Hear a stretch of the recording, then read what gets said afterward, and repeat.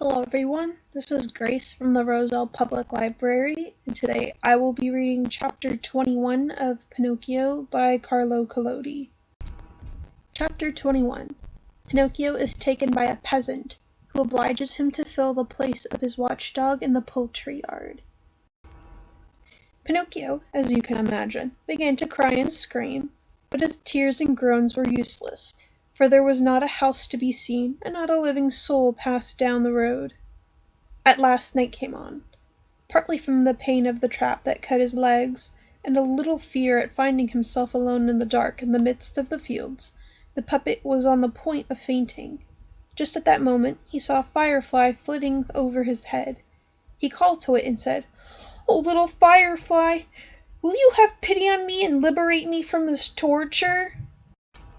"Poor boy," said the firefly, stopping and looking at him with compassion. "How could your legs have been caught by those sharp irons?" "I came into the field to pick 2 bunches of these muscatel grapes, and—" "But were the grapes yours?" "No." "Then who taught you to carry off other people's property?" "I was so hungry." "Hunger, my boy, is not a good reason for appropriating what does not belong to us." That is true," said Pinocchio, crying. "I will never do it again." At this moment their conversation was interrupted by a slight sound of approaching footsteps. It was the owner of the field, coming on tiptoe to see if one of the polecats that ate his chickens during the night had been caught in his trap.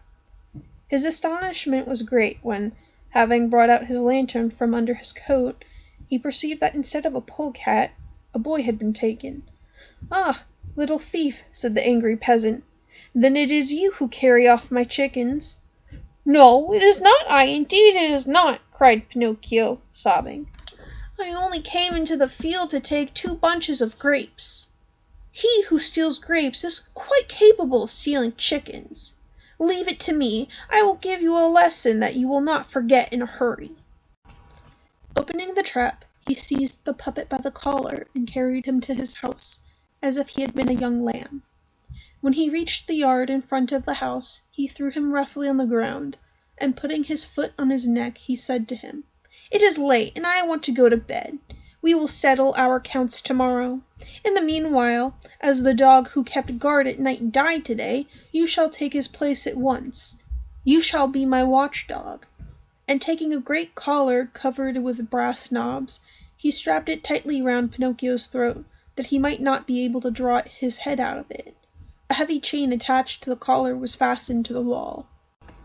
"If it should rain tonight," he then said to him, "you can go and lie down in the kennel. The straw that has served as a bed for my poor dog for the last 4 years is still there. If, unfortunately, robbers should come, remember to keep your ears pricked and to bark." And after giving him this last injunction, the man went into the house, shut the door, and put up the chain. Poor Pinocchio remained lying on the ground, more dead than alive from the effects of cold, hunger, and fear. From time to time he put his hands angrily to the collar that tightened his throat, and said, crying, "It serves me right. Decidedly it serves me right. I was determined to be a vagabond and a good-for-nothing. I would listen to bad companions, and that is why I always meet with misfortunes.